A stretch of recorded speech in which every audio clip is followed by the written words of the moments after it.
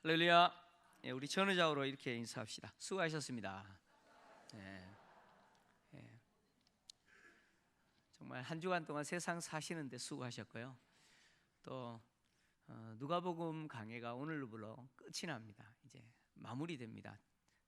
첫거리는 집에 가셔서 케이크 사셔서 하시고요. 오늘까지 137회 이제 누가복음 강해가 이제 마무리됩니다. 개인적으로는 그 누가복음 강해를 준비하면서 누가가 누가복음을 쓰듯이 정말 많은 자료들을 검토하고 또 누가가 말하고 있는 진의, 그냥 피상적으로 우리가 알고 있는 누가복음이 아니고 누가가 말하고자 하는 것이 무엇인지 또 개인적으로 살피고 또 그것을 우리 성도들과 함께 이렇게 나누게 되었다는 게 너무 참 저 개인적으로는 감동이고 은혜였습니다. 지금까지 들었던 누가복음을 통해서 제가 기대하는 것은 예수님이 누군지 피상적으로 알았던 그 예수님이 아주 여러분 가슴 속에 선명하게 이해되는 은혜가 있기를 바랍니다. 오늘 마지막 누가복음 강해를 통해서 예수님이 누구신지 다시 한번 여러분들이 깨닫고 또 그 예수님이 왜 오셨고 또 하나님이 왜 예수님을 보내셨는지 그 이유가 뭔지 나에게 적용해서 내가 앞으로 이렇게 살아야겠다라고 하는 결단이 여러분에게 일어나기를 축원합니다. 누가는 누가복음을 기록했는데 이 데오빌로라고 하는 로마에서 상당한 지위에 있었던 이 각하라고 하는 용어는 당시 총독이나 이런 정도의 위치에 있는 사람들에게 붙여진 칭호입니다. 그러니까 이 데오빌로라고 하는 로마 사회에서 상당히 영향력이 있을 뿐만 아니라 지위에 있었던 이 한 개인에게 예수가 누구냐라고 하는 것을 누가복음을 통해서 기록했습니다. 특별히 구약 성경을 통해서 하나님이 계획하셨던 죄인을 구원하시기 위해서 약속한 그 하나님의 계획 속에서 오신 분이 예수님이다라고 하는 사실을 예수님의 탄생과 또 사역과 가르침 그리고 고난과 죽으심 다시 살아나심 오늘 마지막으로 보게 될 이 승천이라고 하는 이 사건을 생생하게 살아있는 증인들의 증언 누가가 누가복음을 기록할 당시 아직도 이 증인들이 살아있어요. 이 증인들의 살아있는 생생한 증언을 통해서 기록을 했습니다. 수많은 자료들을 잘 살펴서 이렇게 기록했습니다. 그래서 예수는 누구냐?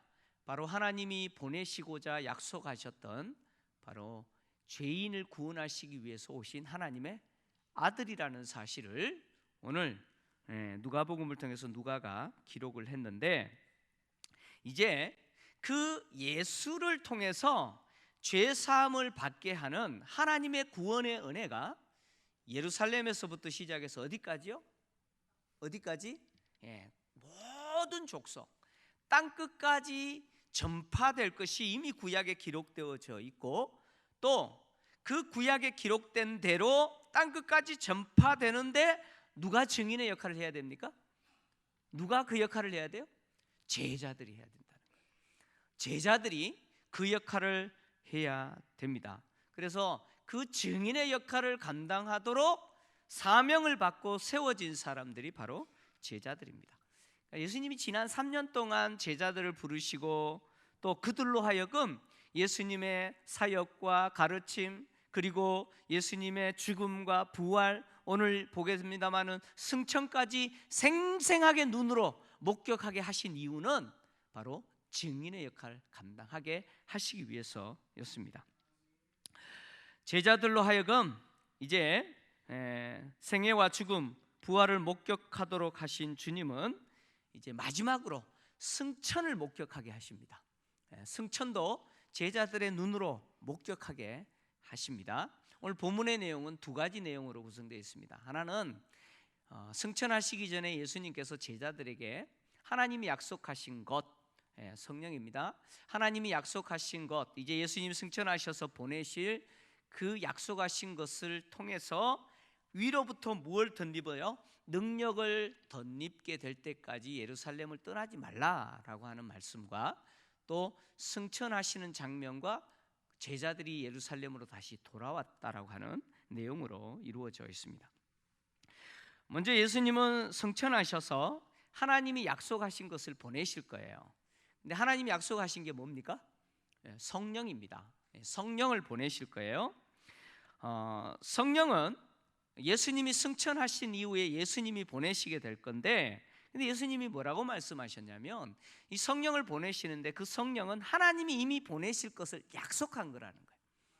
하나님이 약속하신 것을 보내겠다 이렇게 말씀하셨는데, 이게 무슨 이야기냐면 하나님이 성령을 보내실 것을 선지자들을 통해서 약속하셨다는 거예요.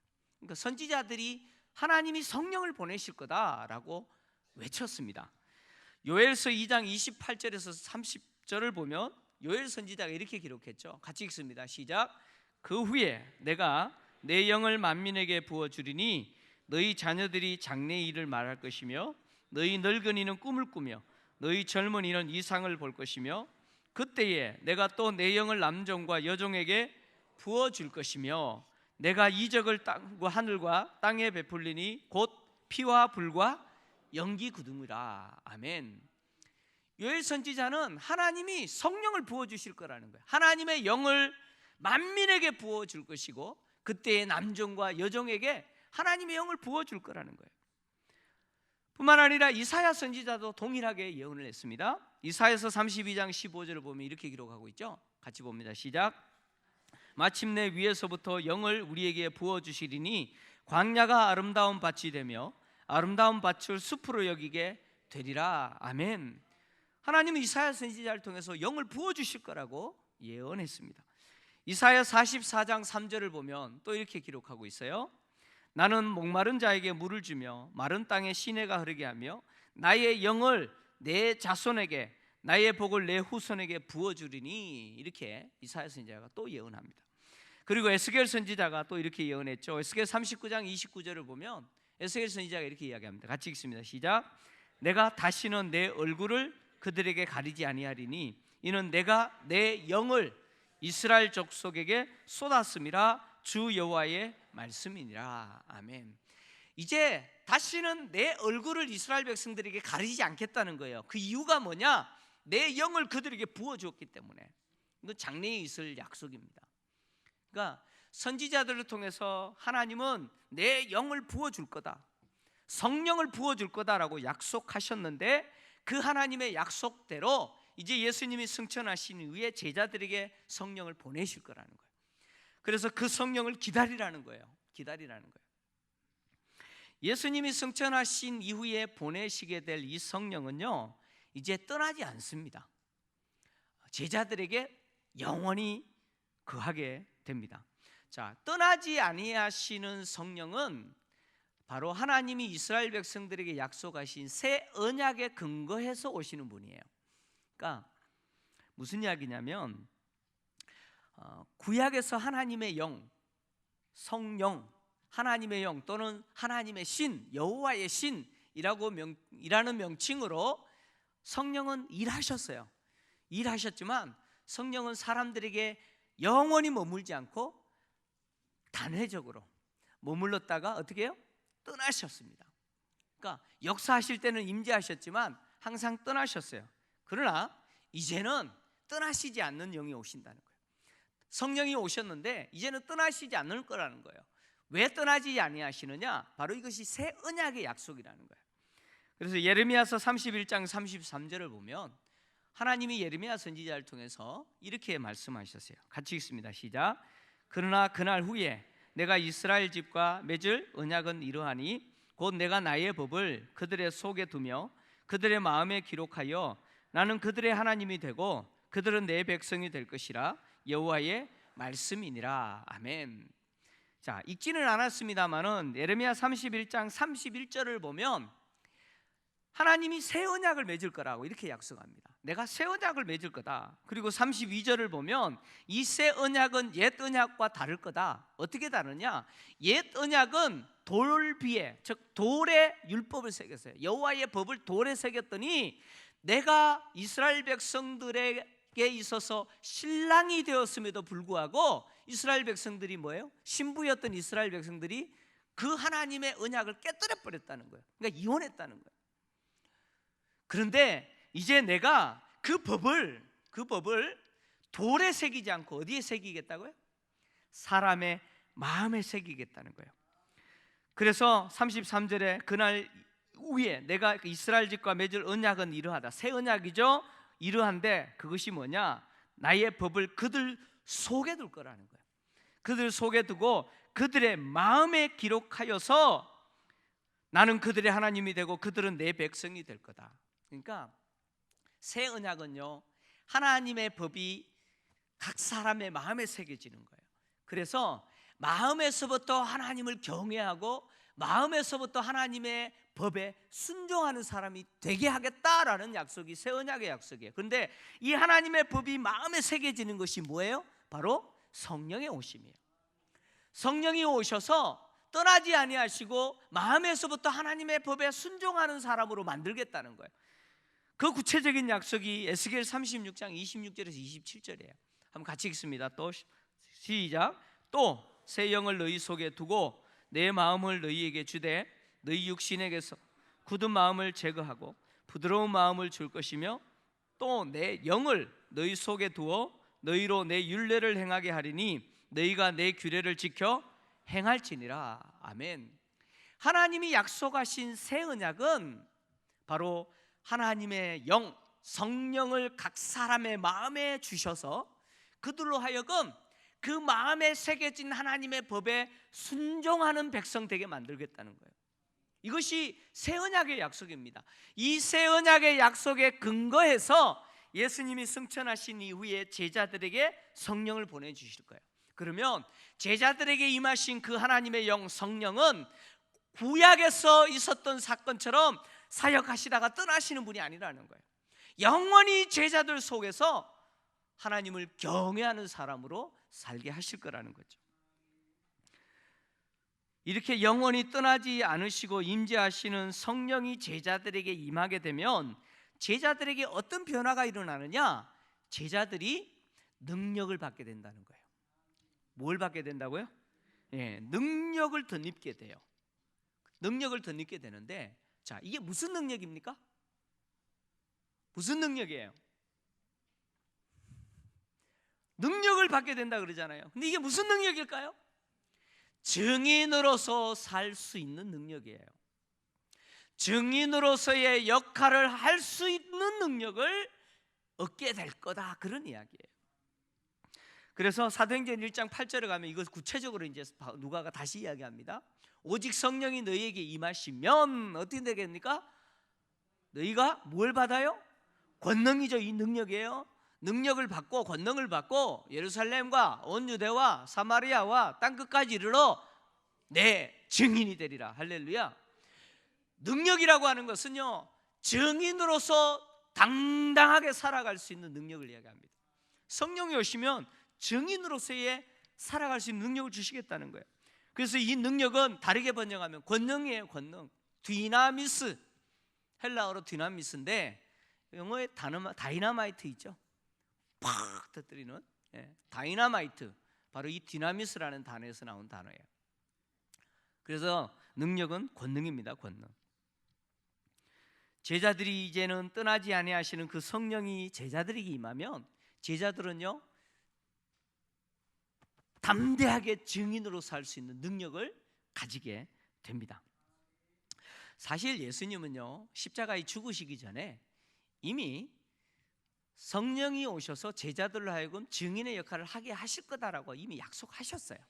자, 그 말씀이 어디 있느냐면 누가복음 12장에 있어요. 누가복음 12장 11절에서 12절 한번 같이 읽습니다. 시작. 사람이 너희를 회당이나 위정자나 권세 있는 자 앞에 끌고 가거든 어떻게 무엇으로 대답하며 무엇으로 말할까 염려하지 말라. 마땅히 할 말을 성령이 곧 그때에 너희에게 가르치시리라 하시니라. 아멘. 예수님은 이미 죽으시기 전에 제자들에게 성령이 너희들이 회당이나 위정자나 권세자들에게 끌려갔을 때 할 말을 주실 거라는 거예요. 자, 왜 이 제자들이 회당이나 위정자들이나 권세자들에게 끌려갑니까? 도둑질했어요? 왜 끌려가죠? 이유가 뭐예요? 예수 때문이에요. 제자들이 예수가 그리스도라고 주장하고 너희들이 죽인 예수를 하나님이 다시 살리셨다라고 주장하고 그 예수가 하나님 우편에서 지금도 세상을 통치하시는 바로 하나님이 약속하신 구원자다라고 이렇게 주장하는 것 때문에 어떻게 됩니까? 회당에 끌려가고 위정자들에게 끌려가고 권세자들에게 끌려갈 거라는 거예요. 그때에 성령께서 제자들의 입에 말을 주시겠다는 거예요. 그래서 당당하게, 두려워하지 않고 당당하게 그 권세자들과 위정자들과 회당 앞에서 예수가 누군지 증언하게 될 거라는 거예요. 바로 예수가 구원자고 예수가 하나님이 다시 살리신 분이고 예수는 하나님의 아들로서 지금도 하나님 우편에서 세상을 통치하시는 분이라는 사실을 당당하게 증언하실 건데, 누가 말을 줘요? 성령이 말을 주신다는 거예요. 성령이 말하게 하심을 따라서 말하게 될 거라는 거예요. 바로 증인의 역할이죠. 증인 역할이에요. 성령이 오시면 제자들은요, 증인으로서 역할을 할 수 있는 능력을 가지게 됩니다. 그래서 제자들은 이 능력을 가질 때까지 뭘 해야 됩니까? 예루살렘을 떠나면 안 됩니다. 예루살렘을 떠나지 않고 하나님이 약속하시고 예수님이 보내실 그 성령이 오시기를 기다려야 돼요. 기다려야 돼요. 순종이 필요하죠. 이것은 믿음과 순종이에요. 예수님의 말씀에 대한 믿음과 그리고요 순종입니다. 이것이 필요해요. 예루살렘을 떠나지 말라라고 말씀하신 예수님은 이제 승천하시기 위해서 제자들을 데리시고 베다니 앞까지 가십니다. 베다니 앞은 감남산 감남산 동남쪽, 남동쪽이죠. 동남쪽, 남동쪽 똑같은 말인데, 남동쪽에 위치해 있는 지역이 바로 베단입니다. 근데 사도행전을 보면요, 똑같은 누가가 기록한 사도행전을 보면 예수님이 승천하신 장소가 감남원이다 이렇게 기록하고 있어요. 근데 누가복음에서는 뭐라고 이야기합니까? 베다니 앞이다 이렇게 기록하죠. 이상해요. 장소가 틀려요, 그죠?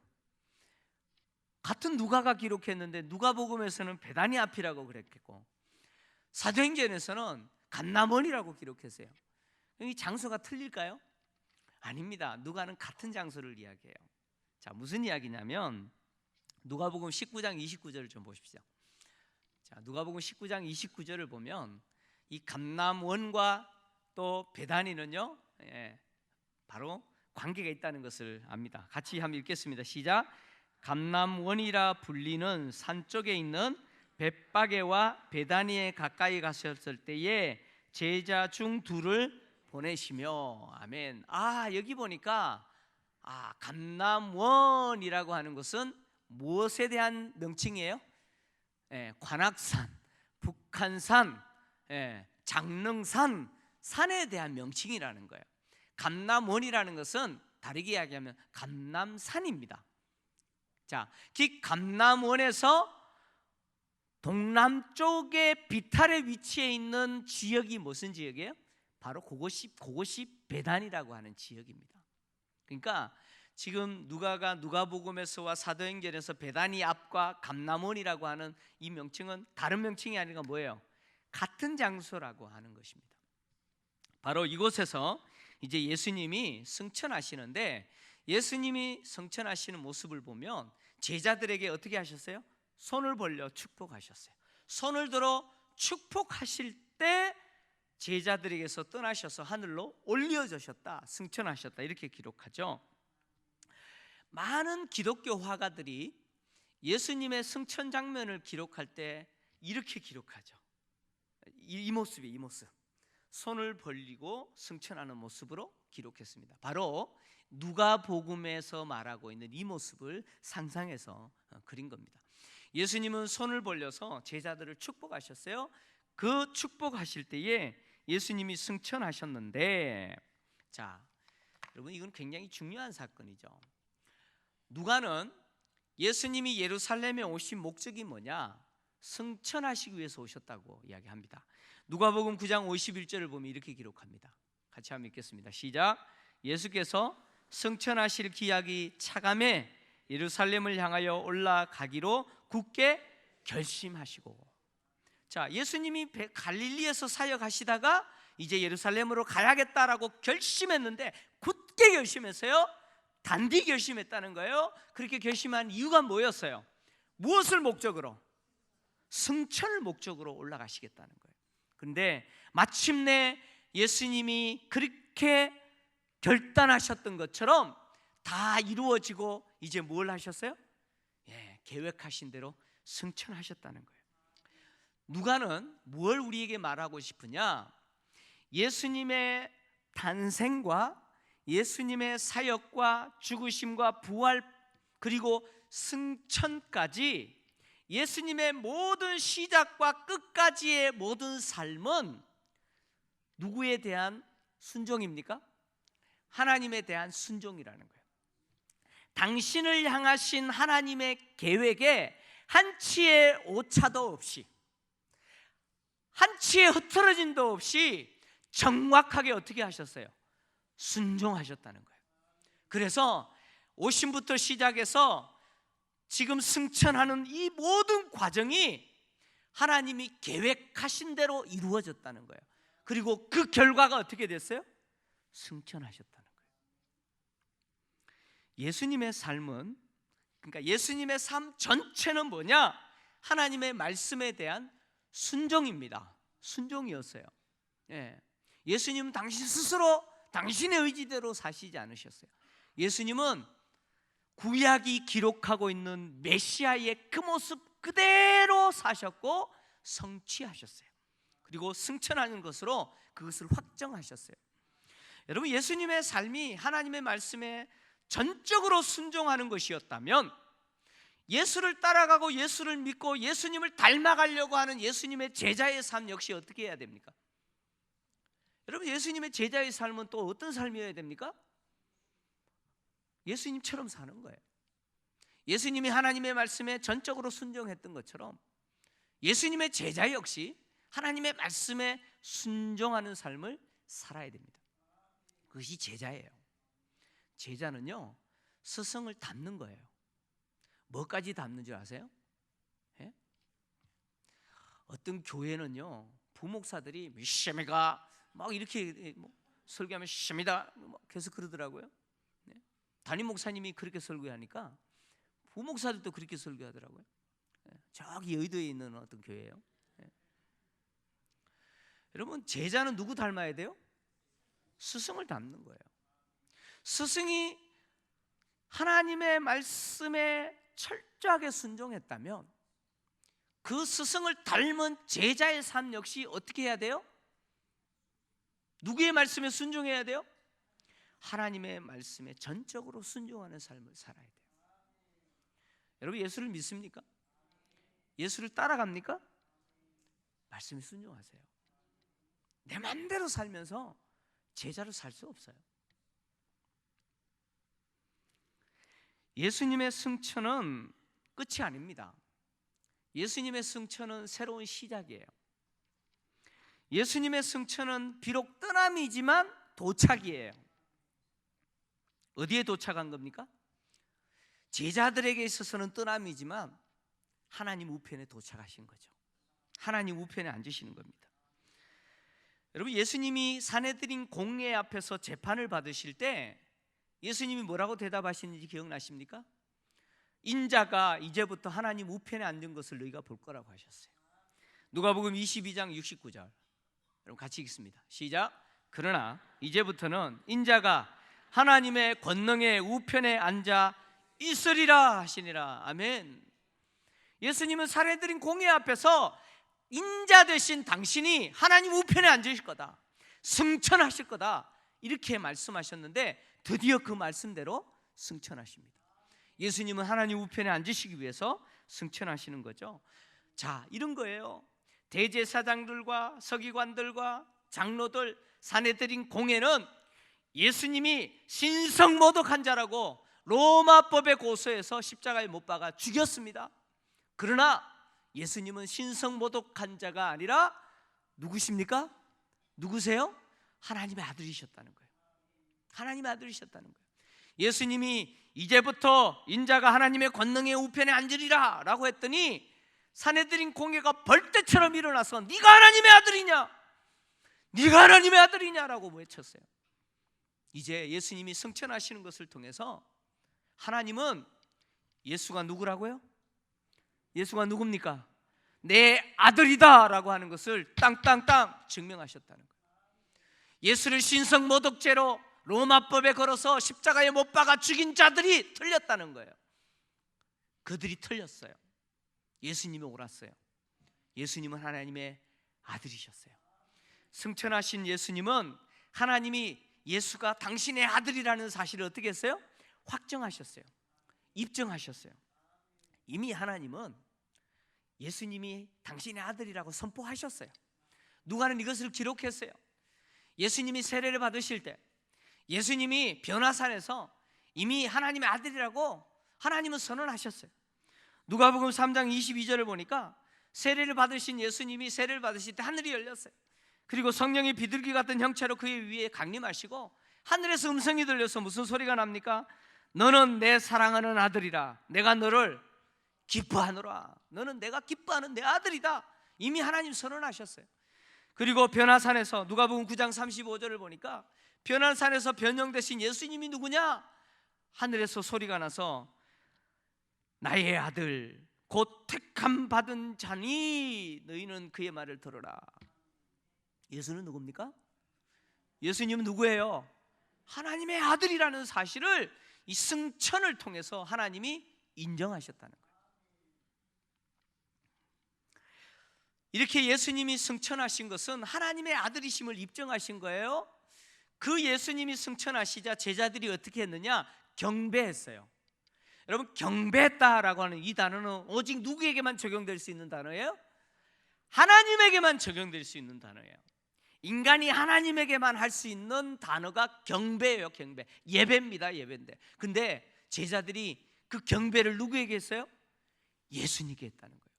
이것은 뭘 이야기하느냐? 제자들이 승천하시는 예수님의 신성을 인식했다는 거예요. 신성을 인식했다는 거예요. 이게 다르게 이야기하면 제자들 역시 예수가 누구라는 사실을 받아들였다는 거예요. 하나님의 아들 되신 분이라는 것을 받아들였다는 거예요. 그래서 제자들이 예수님을 하나님으로 인정하고 하나님이 받으시는 그 예배를 어떻게 했다는 거예요? 드렸다는 거예요.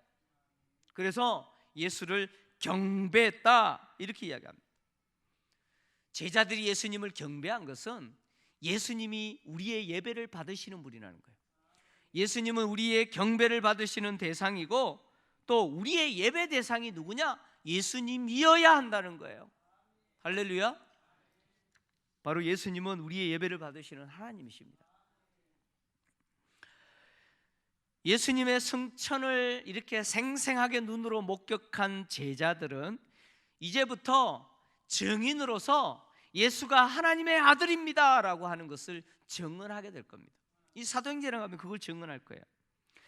예수님의 승천은요, 비록 지상 사역은 마무리하셨지만 하나님 우편에서 시작되는 새로운 통치 사역의 시작입니다.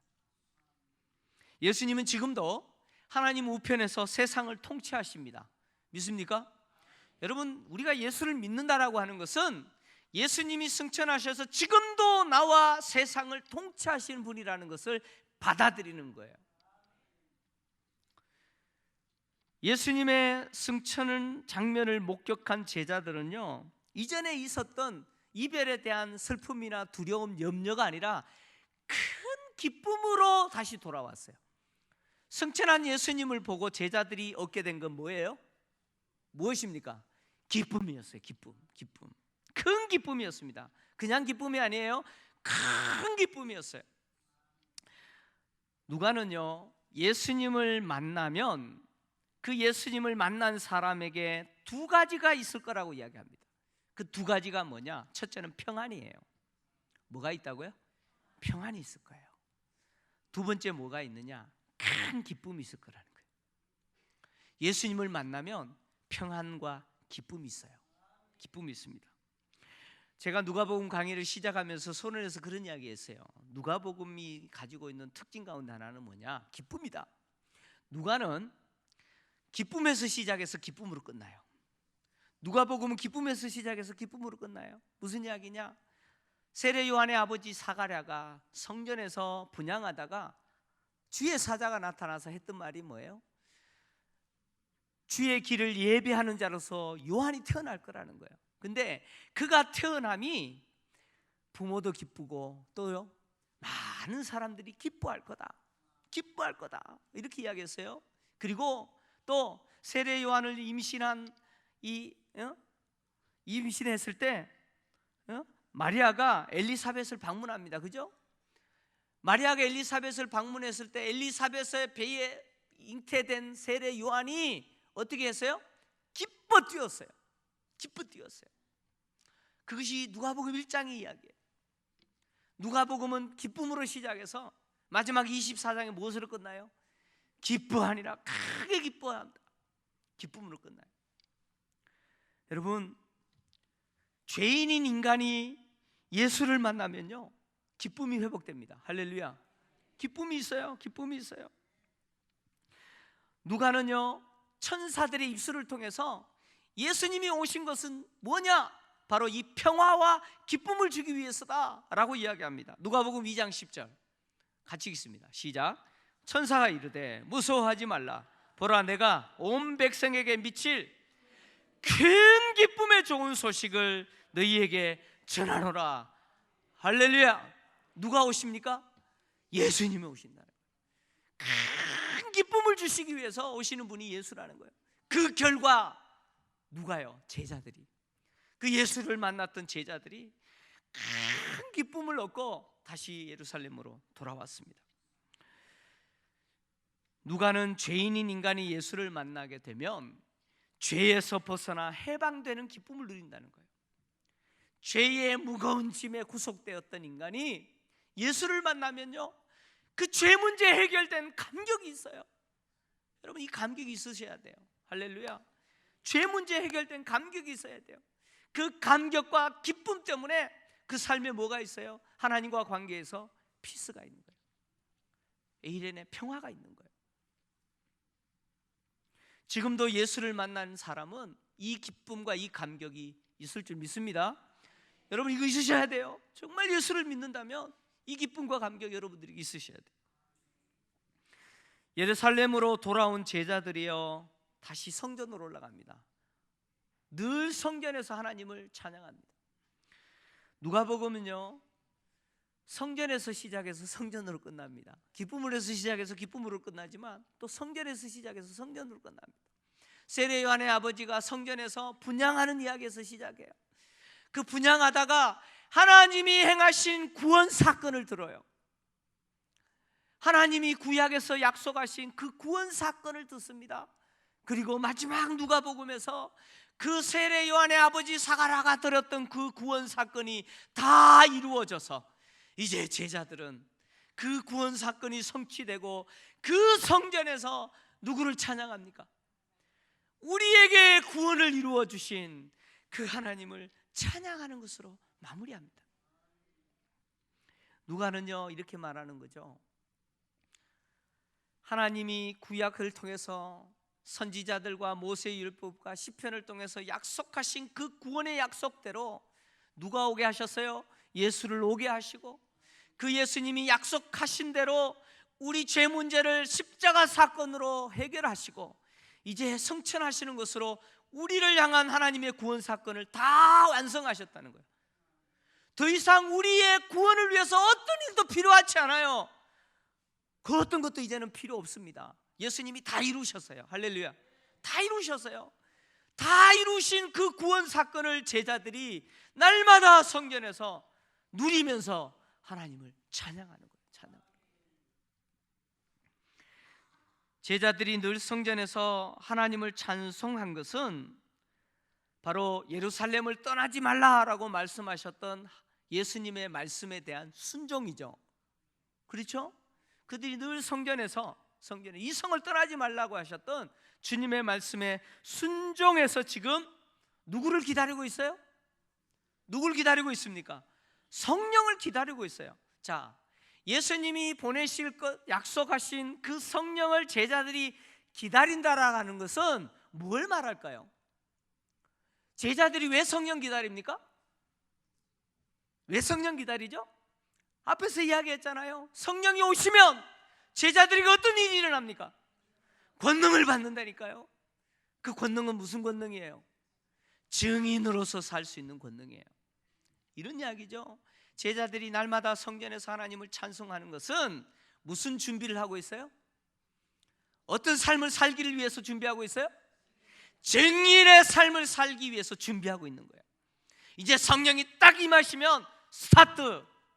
증인으로서 살려고 준비하고 있는 거예요. 우리 남자분들 군대 가시면은 비상 사태가 있어요. 그러면 완전 군장 다 하고 워카까지 끈 다 묶고 내무반에서 대기합니다. 빵! 나팔 울리면은 즉각 연무장으로 뛰어가가지고 집결해야 돼요. 그런 거죠. 마치 이스라엘 백성들이 애굽 땅에서 나갈 때 유월절 허리에 띠를 띠고 신발 신고 지팡이 짚고 유월절 어린 양을 먹으면서 하나님이 출발하면 출발할 수 있도록 준비했던 것처럼 지금 제자들은 날마다 성전에서 주님이 성령을 보내시면 그 성령이 주시는 능력을 입고 증인으로 살도록 지금 준비하고 있는 거예요. 여러분, 성령이 오신 목적은요, 증인으로 살게 하시기 위해서, 증인으로 살도록, 능히 살도록 능력 주시기 위해서 성령이 오시는 거예요. 이런 이야기죠. 여러분, 성령 받으셨어요? 성령이 여러분에게 오셔서 여러분의 닫힌 눈을 여셔서 예수님이 구약에서 하나님이 약속하신 우리의 죄 문제를 해결해 주기 위해서 오신 메시아이시고 십자가에 죽으시고 부활하시고 승천하신 것을 통해서 우리를 향하신 하나님의 구원 계획이 성취하신 분이다 라고 하는 사실이 믿어집니까? 성령이 여러분들에게 믿게 하셨어요? 그러면 왜 믿게 하셨는지 여러분 아셔야 돼요. 왜 성령이 여러분 속에 임재하십니까? 무엇 때문입니까? 바로 똑같은 원리예요. 성령은 여러분을 하여금 증인으로 살도록 하시기 위해서 여러분들의 눈을 열어주시고 예수 그리스도를 믿게 하시는 거예요. 믿어지게 만드시는 거예요. 성령이 오신 것은 교회로 하여금 증인 역할을 하도록, 정말 내가 예수를 믿는다면 내가 사는 삶의 현장에서 삶이 예배가 되는 것을 통해서 내가 누구냐? 나는 예수 믿는 사람입니다 라는 것을 주저하지 않고 드러냅니다. 두려워하지 않아요. 두려워하지 않아요. 내가 정말 예수 믿는다면, 내 안에 성령이 거하신다면, 여러분, 제자들에게 임한 성령이 나와 다른 성령이에요? 내게 임한 성령과 다른 분이에요? 동일한 분이에요. 제자들에게 능력 주셔서 증인의 역할을 했던 그 성령이 오늘 우리에게도 임하신 거예요. 그 성령이 예수를 믿게 하시고 우리 삶의 현장에서 당당하게 두려움 없이 내가 예수의 제자로 증인으로서 살도록 하십니다. 정말 우리가 예수를 믿는 사람이라면 여러분, 예수님이 내 인생의 주인이시고 예수 그리스도가 나를 구원하셨고 지금도 하나님 우편에서 세상을 통치하시는 분이라는 사실을 여러분들이 증명하시면서 하셔야 돼요. 여러분들이 입술과 삶으로 고백하면서 사셔야 돼요. 이것 때문에 성령을 여러분들에게 주신 거예요. 이렇게 증인으로 사는 저와 여러분이 되기를 주의 이름으로 축원합니다. 하나님 아버지, 감사합니다. 누가복음을 통해서 예수님이 누군지 밝히 알게 하신 하나님, 특별히 성령을 우리에게 주셔서 예수님을 믿게 하시고 깨닫게 하시고 예수님이 하나님이 계획하신 구원 역사를 이루신 분뿐만 아니라 지금도 하나님 우편에서 세상을 통치하시는 나의 주 나의 하나님임을 믿게 하셨는데, 이것이 나의 삶의 현장에서 성령을 통해서 증인된 역할을 감당하기 위해서 주신 은혜임을 알게 하여 주옵소서. 하나님 아버지, 예수 믿는 것을 부끄럽게 여기지 않게 하시고 나의 삶의 현장에서 예수 믿는 것을 당당하게 드러내면서 증인으로 사는 성도들이 되게 하여 주옵소서. 예수님 거룩하신 이름으로 기도하옵나이다.